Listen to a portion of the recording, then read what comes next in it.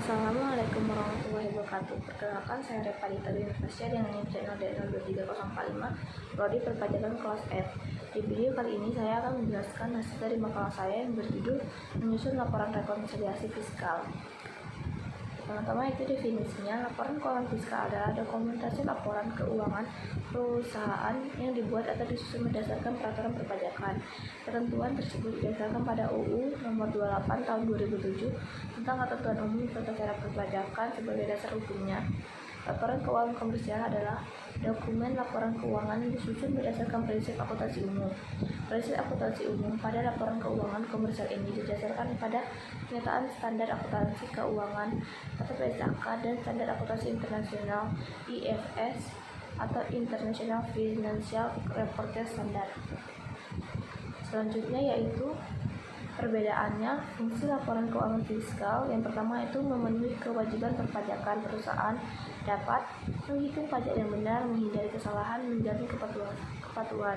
Kedua, menghindari sanksi hukum terkait pajak. Perusahaan bisa menghadapi denda, sanksi, audit pajak, kerugian reputasi, memberikan data untuk audit pajak, verifikasi pajak, rekonsiliasi data.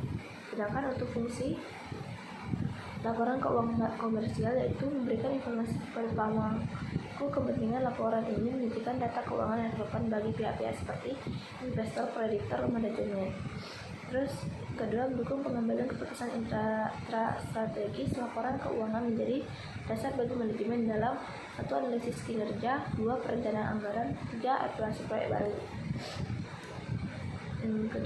Berikutnya itu koreksi positif dan negatif. Positif yaitu tujuan dari koreksi positif adalah menambah laba komersial atau laba PKP.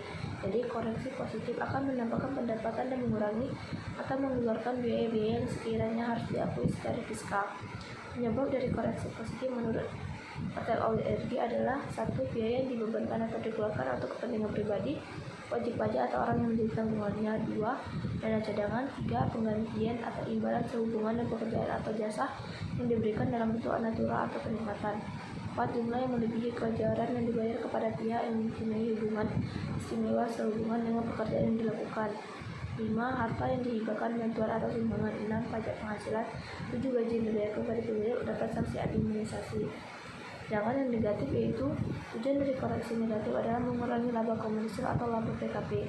Hal ini disebabkan oleh pendapat komersial yang lebih tinggi daripada pendapatan fiskal dan biaya-biaya komersial yang lebih kecil dari biaya-biaya fiskal. Penyebabnya yaitu 1. Penghasilan yang dikenakan PPh final. Penghasilan tidak termasuk objek pajak tetapi termasuk dalam peredaran usaha. 2. Selisih pendidikan atau amortisasi komersial di bawah pendidikan dan amortisasi fiskal. 3. Penyesuaian fiskal negatif lain tidak berasal dari hal-hal yang telah disebutkan di atas. Selanjutnya itu proses perhitungan PPh badan berdasarkan hasil rekonsiliasi fiskal. Prosesnya yaitu menggunakan langkah-langkah berikut. 1. Melakukan rekonsiliasi fiskal. 2. Menghitung penghasilan kena pajak. 3. Menghitung PPh badan utang. 4. Menentukan status pajak. 5. Menghitung angsuran PPh pasal 25.